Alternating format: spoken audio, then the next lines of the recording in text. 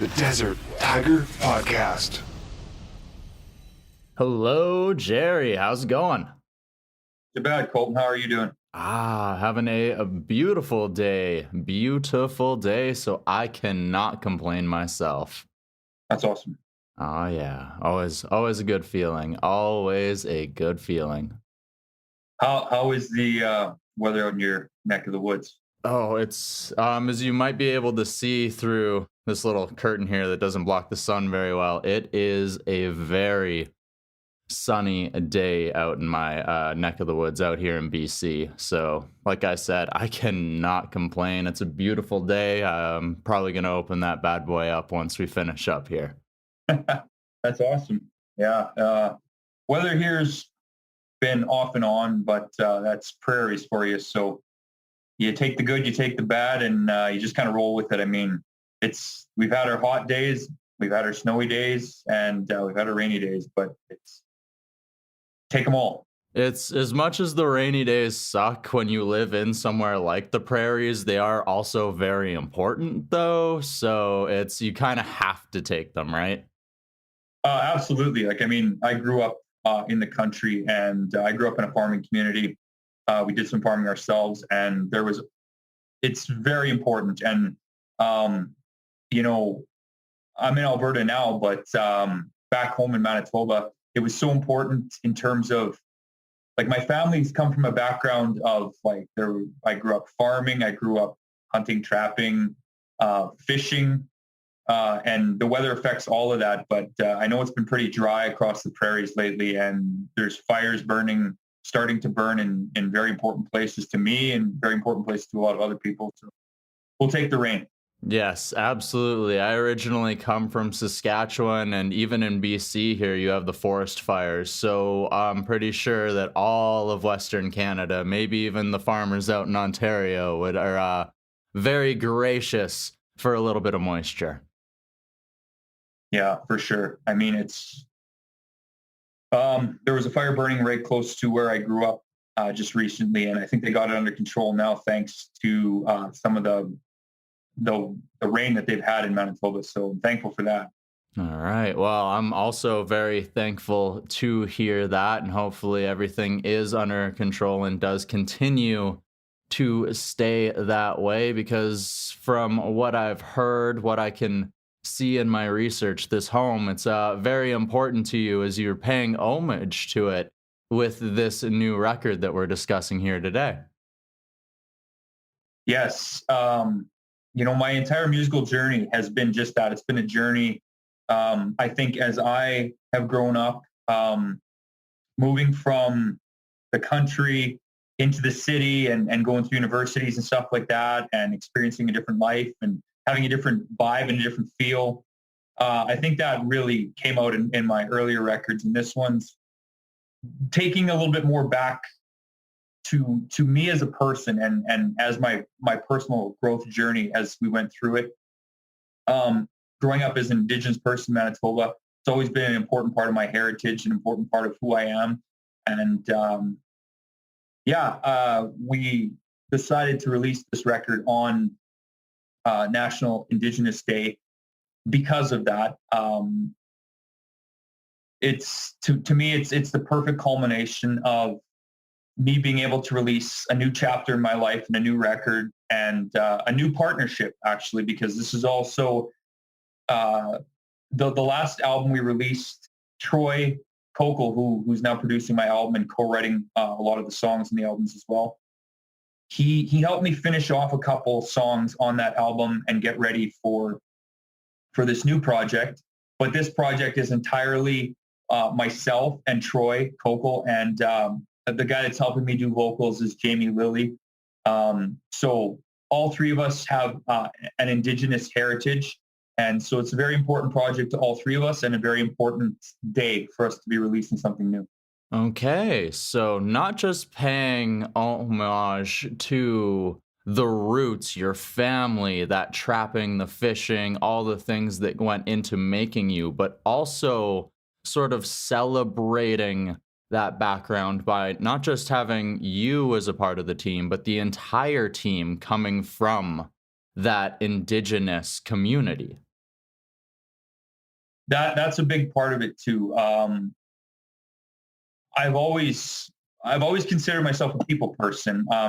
My background, I was a high school teacher for many years. I also taught elementary school, middle school. Um, uh, I got my background in counseling and resource, um, and all of that it helped mold me as a person, and I think it helped me deal with a lot of things that were in my family. I know, talking about a really difficult issue right now, the recent find at the residential school. I mean, that's been affecting the Indigenous community across Canada.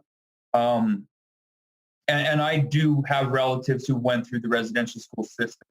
Um, it didn't impact my family directly, but all my friends and all the people and all the things that we've had to deal with our entire lives, it comes to a point where you feel and you know that this is out there and this has been a part of a very traumatic part of the Canadian history. And I mean, trying to empower youth has always been my goal, with music and with storytelling and with, learning to play instruments.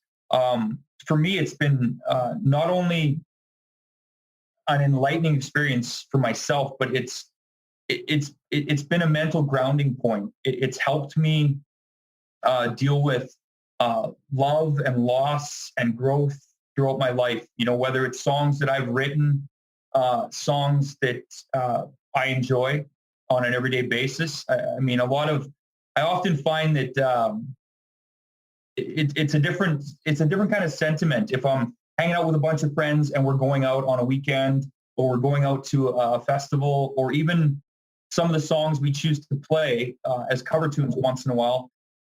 They're songs that are really upbeat and really energetic. And I find that personally, when I have my own time and I listen to some songs, it's often the complete flip side. It's the really empowering songs that talk about life and talk about that journey and all the painful and wonderful things that you experience as you move along. And I've always said that every time I sit down to write a song, I always have in the back of my mind that I want to write that one song that if I had 3 minutes left to say one thing, what would it be? So that really kind of gears me towards coming into a writing session with a focused mindset and really being able to push into some places that are great moments in my life and some that weren't so great. But it allows me to kind of draw out that emotion and hope that comes across in the songs. Absolutely. So not only just continuing to express your own experiences and your own emotions, but also continuing to teach through song, to try and build community, to try and give, like you said, that experience, that knowledge, whatever it happens to be that somebody takes from those songs, just passing on those messages of growth, of healing, of learning from those bad experiences to do exactly that, grow and heal. Absolutely. Music has that ability for a lot of different people to put you in places and to help you deal with things. And I feel that everybody at some point in their lives has heard a song that's touched an emotion. It's taken them to a certain point. And it's always been my dream, because some of the most talented musicians I've ever met, some of the most powerful storytellers have been when I've been fortunate enough to either go spend some time up in Indigenous communities, or speak to Indigenous elders, or talk to Indigenous youth. There's a lot of emotion, and I really appreciate that about my Indigenous upbringing, was the fact that I continue to live life by heart. I I'm the person that as much as annoying as it can be, if I get a phone call from a friend 3 o'clock, 4 o'clock in the morning, and they need some kind of help, I'm not going to be happy about doing it, but I'm going to go because I care about them, and I'm just not happy about having to wake up. But I'm always happy afterwards to know that I was able to help somebody who needed the help. Not everybody has that support network in place, and I think through music and through connections with Indigenous peoples, we can strengthen that support network that we have in place that is part of kind of our upbringing. Indigenous people have always been about community and about the important role of community in keeping people together and supporting everybody in their roles within the community. So that is an establishment that, I'm starting with music, and I'm starting with storytelling, and starting with trying to be, I guess, a lead by example. I want the world to know that there are a lot of amazing, super talented Indigenous people of all genres of music and arts and entertainment. I happen to be country, and it's always been my passion. Part of my upbringing was I grew up around the Dauphin, Manitoba area, and that's where they have a giant music festival. I guess it would be similar to out in BC. They used to have merits, when live shows were a thing. Alberta has Big Valley Jamboree, and I had Dauphin Country Fest pretty much on my doorstep, and I got to see a lot of amazing Canadian and American talent across the stage, and it's always been inspirational. And I guess as a little country boy, as a little Indigenous person, all I had were those role models who were telling me to follow my dreams and to continue and to support me every time you got knocked back down. It was one of those things where the music industry is a pretty tough place to be if you don't know how to take no as an answer, because it's more common than not, I think, for somebody to say, well, this isn't quite what we're looking for. So it's kind of being able to look at a situation and find the positives in it. So for every time I got a no, I don't like to bother people, but I will ask what could be done better so that I can improve as a person and as a songwriter and as a musician, and hopefully be able to pass on some of that knowledge that I'm gaining to other youth and people who want to follow the same kind of path.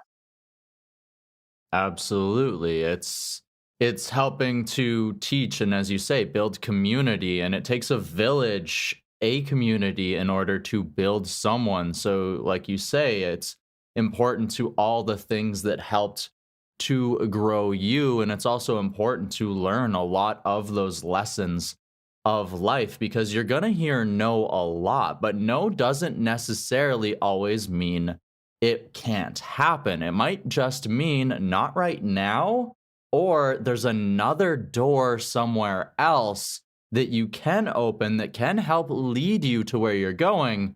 You just haven't found that door yet.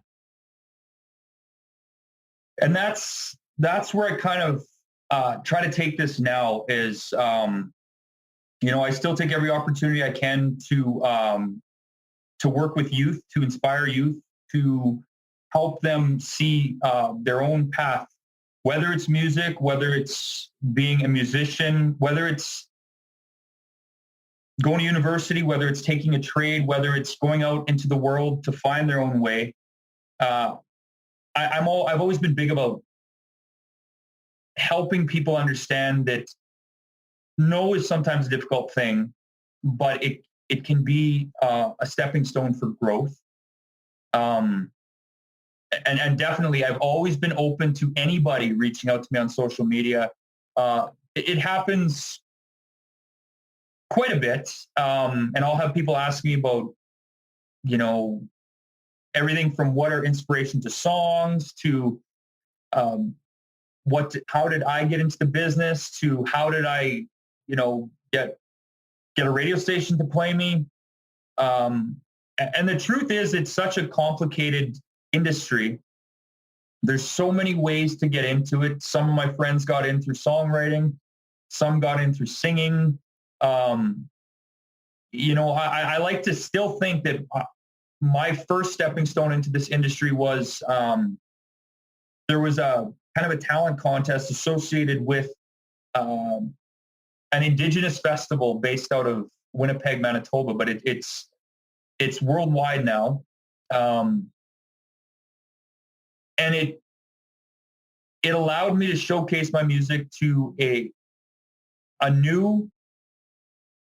wasn't a new market, but it gave me kind of a larger platform to show people my music. And I'm super appreciative of that opportunity. And if I can offer similar opportunities to somebody else who needs that kind of I'm always there to help. I think it's kind of, you can take, I can remove myself from the classroom to go sing country music, but that innate wanting to teach and to pass on knowledge will be something that is going to be a part of me forever. And I do want to showcase the amazing talents that are out there, whether it's from my Indigenous communities or whether it's from, youth aspiring to take the next big step in music. I myself, every time I ask for feedback, every time I get to talk to some new managers, producers, marketers, I feel I learn a little bit more, and I'm still growing as a person. And, every year, every small victory that I have it still feels like the very, very first one. I just think that now I have a little bit more patience and learned how to take no a little easier. And I find that change from taking no in a negative light and flipping it to a positive light a lot quicker. Okay. So a lot that you touched on there, a lot of important lessons once again, no is it can be tough, but we learn through it. And otherwise it's you say is it almost being able to play another festival. And sometimes you never know what those moments can be or what those next benchmarks can be, whether it is your path is whether you go to university or you're a visual artist or otherwise. But it's those foundation moments and those continuing those steps, those building blocks where maybe it wasn't necessarily a whole new audience, but in that moment, after years of probably playing in your bedroom, learning from your grandmother those first chords, playing in small clubs, it was that first moment of actually realizing my music can take me somewhere bigger. All of those are amazing things you just talked about. I can still remember the very first small venues I played. I can still remember every moment I spent with my grandmother. And she was such a big part of me being in music. I mean, right up until 94 years old, every time she came over, she was the first thing that she would say is, hey, did you write any new songs? Play them for me. Or if I didn't write any new songs, play some old songs or play some of my favorite cover tunes. And she would sometimes jam along with me. Sometimes she would just sit and listen. And those were special moments that, I am so grateful I got to spend so many years with her. And I still, I think by taking a new direction and by refocusing my music, And by working with a really positive team, I'm honoring her spirit in terms of continuing to pursue my dream of singing. And like you said, every small victory is something new. Even with our last release, Anywhere But Me, you know, the couple of new radio stations that I got emails from, and they said, hey, you know, we really like this. We're going to take a chance on this one. Love what you're doing. It's one of those like crazy, want to dance like a 10-year-old kid receiving his favorite gift. You know, you're so excited, and it's such a powerful moment. But it just shows you that it takes that dedication, and it takes being able to take some type of feedback and grow with it, learn from it. What we do in music, you know, whether it's me or whether it's one of my heroes, they've all experienced it. The times where somebody said, yeah, no, I really don't hear it. This song's never going to go anywhere. But then somebody else says, wow, this is magic. This is gold. This is amazing. We love it. Can't wait to see what's next. So I really am appreciative of every new station that adds me. I'm humbled by every station that continues to play my music after they've added me, because it really is a relationship with the radio stations, with the program directors, music directors, with the managers, the agents, your bandmates, with the different festivals that are booking shows. It's a relationship that you hope grows and that you continue to foster. And you know, it's a market that this pandemic's been really tough on, in terms of making it hard for people to get out there and make the money they need to sustain this. But it's been also a time of a lot of creativity and a new way of thinking. I think this pandemic has really pushed a lot of people to different limits that they've never experienced before. And that in itself has become a creative kind of envelope for people to figure out who they are as people, who they want to be perceived as, and how and where their next step forward is going to be. Mm-hmm. Absolutely. Absolutely. This time, like you said, gave people a lot of time to create, but it also gave a lot of people who are always constantly on the grind, on the road, doing all these other things to figure out, what is my next move? Who do I want to be moving forward, not just as a musician, but also as a human being? Yes. Country music is one of those industries where I feel, because I grew up with all types of music. I mean, I remember growing up, I was listening to everything from pop bands to R&B to rap, hip hop, rock and roll, classic rock, country, contemporary country, old country. But really, like when you think about what makes you a person, it's taking elements from stories that mean something to you and hopefully help you learn who you are as you grow. And I mean, it's what I appreciate about being a country musician is I feel my audience has been very loyal in terms of sticking around as I go through my journey. So the people that were with me on the first album, rocking out to some party tunes, are now, enjoying some of the tunes of love and loss. Still the odd party tune. I think that's a staple of country music. You know, everybody thinks we are the lovers, the losers in terms of losing everything from our farms to our wives, to our dogs, to then having to go whoop it up, right? Because you have to have some laughs as well as all the bad stuff in life. But the truth is, it's a part of everybody.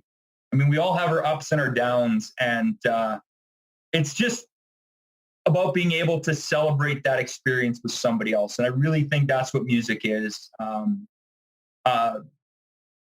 Regardless of what the theme is, somebody's got something out there for them. And, when I talk to people that are starting to get into songwriting, they say, well, what do I write about? I say, well, it doesn't have to be the cliche. You don't need to have a dog named Red. And you don't have to have a big green tractor. Just write about what you know. Write about what you love. And the truth is, not every song you write is going to be a hit. And sometimes you'll write 15 songs and only one of them is something you want to record. But I do believe firmly that every one of those songs has a piece of you in it. And it's therapy in itself. It shows you what you're thinking about, what your passions are, what your dreams are, what's on your mind. And some songs are for you and some songs are for everybody. Mm-hmm. And it's even those songs that sometimes are for you can end up being interpreted by someone else in a completely different way that helps them take on their own experiences. It's a beautiful thing with songwriting is, as you say, you can story tell.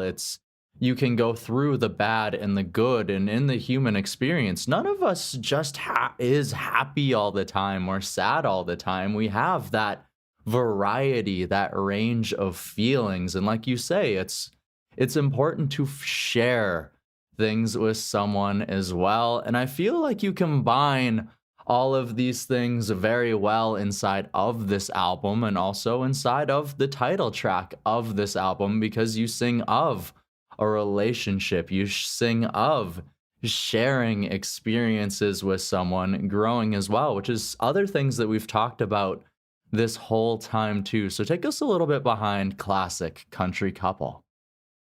Classic Country Couple, it's the album itself has a little bit of, I think, all of those elements.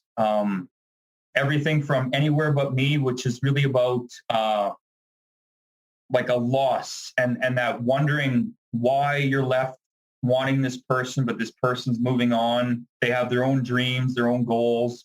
And, it happens to people and we get stuck there, but we need to know that, we can move on and we do have our own dreams and our own goals.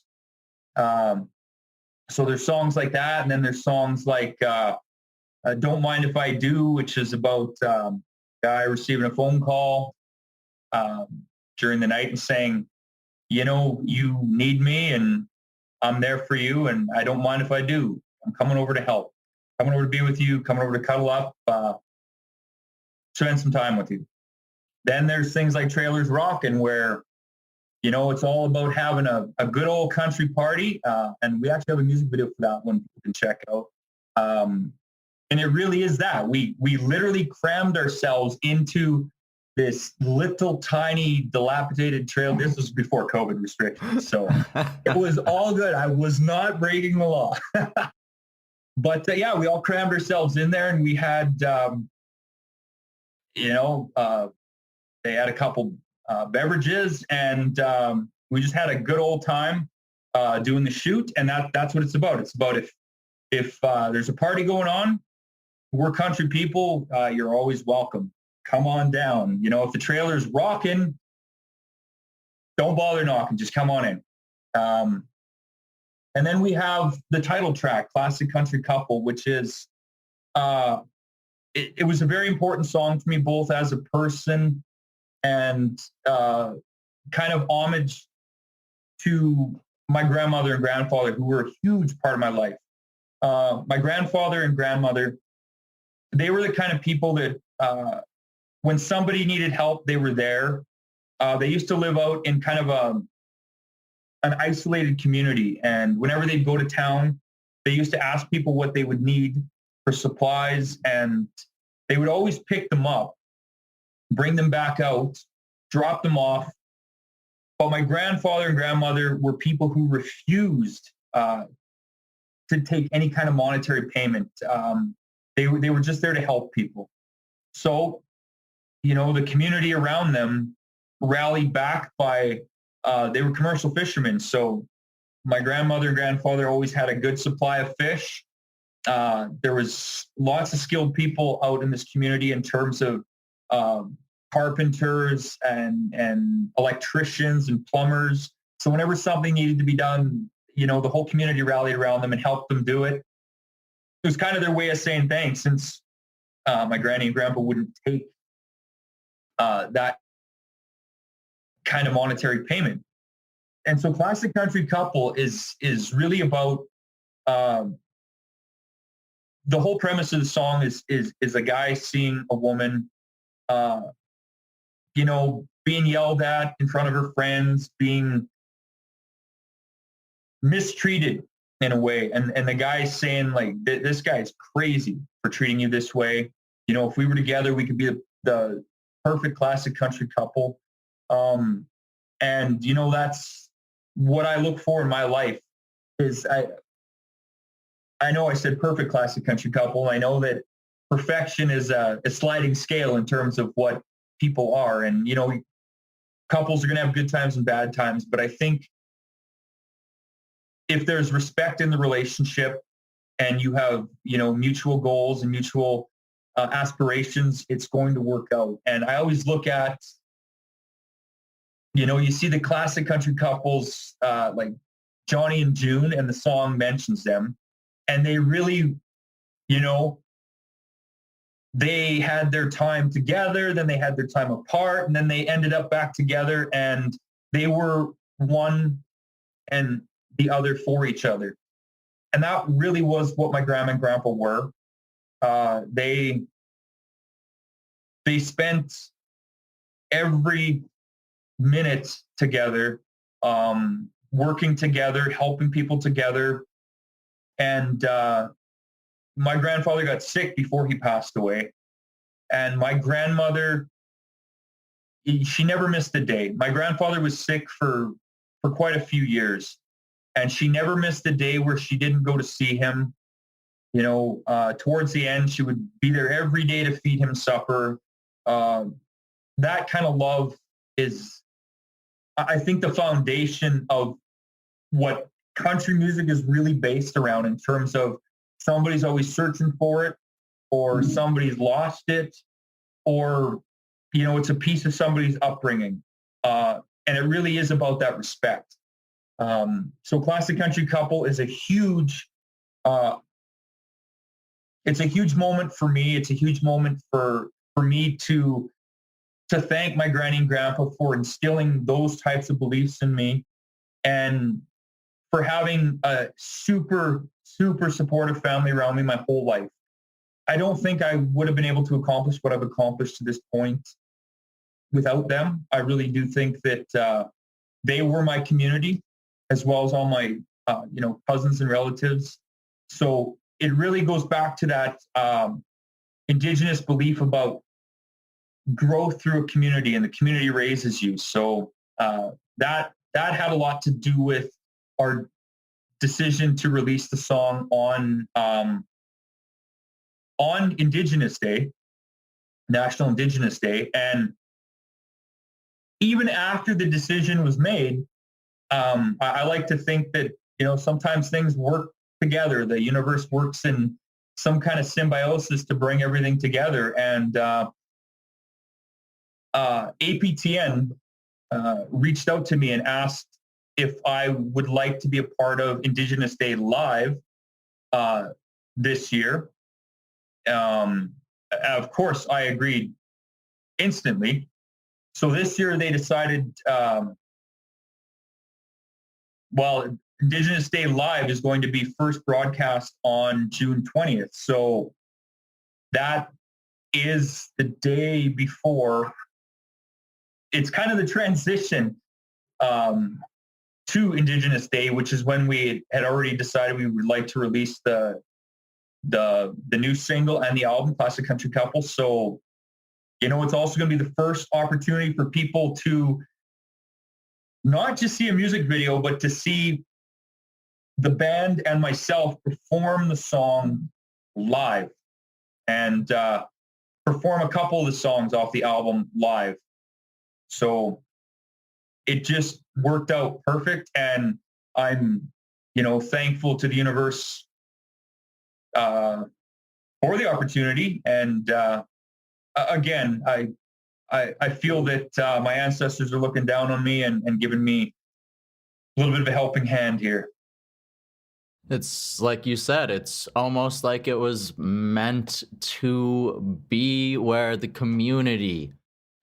was a community that helped to build you, like you said, that helped to get you to this point. And it's the community that you want to help to continue to give back to, continue to grow, and that is helping to give back to you. It's sort of all working out with the all Indigenous team, the network that wants you to give you the opportunity to help share your experiences and help to maybe give a voice to those youth that you hope to inspire, that next generation of Indigenous musicians, whichever genre they happen to be. So it's really beautiful how it's all come together. It certainly is. I've always been a firm believer in the energy in the universe, and that's why I'm hoping to put that type of energy back out there, that positive energy, but also at the same time a helpful energy. And I did it for years as a teacher. I did it for years as an older brother. I did it for years as a helping cousin, friend. And now I'm hoping to do it through music in any way that I can,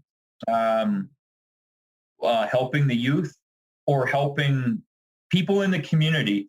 I've always had this dream, and I'm going to figure it out yet one of these times. But I've been to a lot of these more isolated Indigenous communities, and what has always blown my mind is it's within those communities, I've met some amazing people, killer songwriters, like super talented musicians, artists, entertainers, dancers, fiddlers.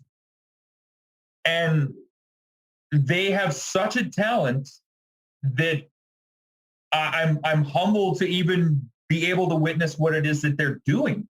And I've often thought about, I wanted to do kind of a viral, I call it viral, but I don't know if it would go viral, but I would love to get into these communities when I'm there and not just be there to entertain them, but to give them a voice to show the world or the internet what kind of amazing talent is there, and that they sometimes don't even know at that point that they have this type of skill that I would love to be able to go see on a regular basis. I would love to be able to purchase their art. I would love to be able to hear them sing, to play, to dance, to tell their stories. And each community has that support network behind them. And these are their community superstars. But I honestly think a lot of them could be, national stars in terms of their talents. It's just, I think back to when I was in a small community and I didn't have the connections that I've been lucky enough to make now. And I just want to be a conduit to help people understand what support is there for people, as well as if I could ever be part of giving them their own voice or their own stage to present their talents on. I would love to do that. That's my ultimate dream. Singing across the world is a dream too.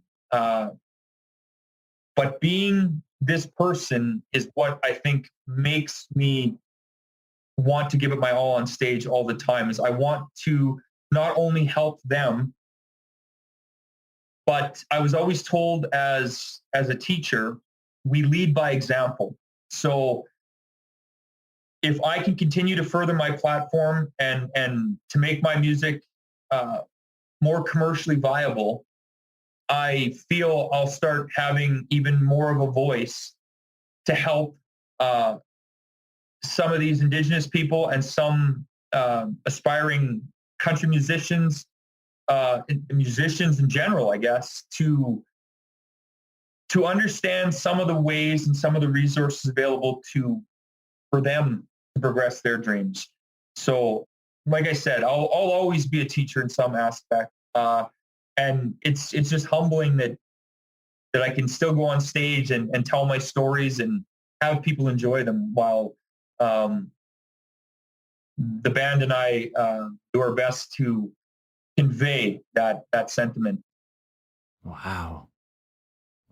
So trying to continue to build your platform so that you can give, like we mentioned earlier, somebody those building blocks, that foundational moment that makes them realize they can go on to do something bigger, and they most definitely can. And I have enjoyed these lessons that you have brought us here, Jerry, taking us behind this album, and not just this album, but also the stories and some of the processes, the people that have helped these stories come to life.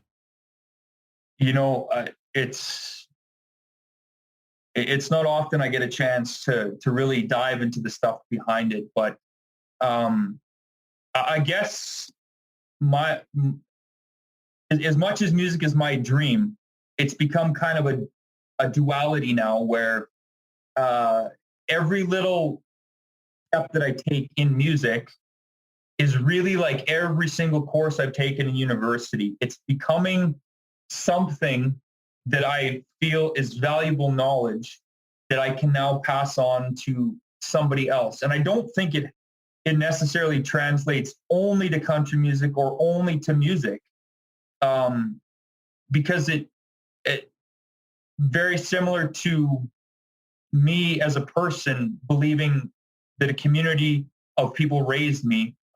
Music is a community of people that raises up their own stars. They take the people that they believe in. They take the people that, you know, are listening to their advice, learning from them, growing from them.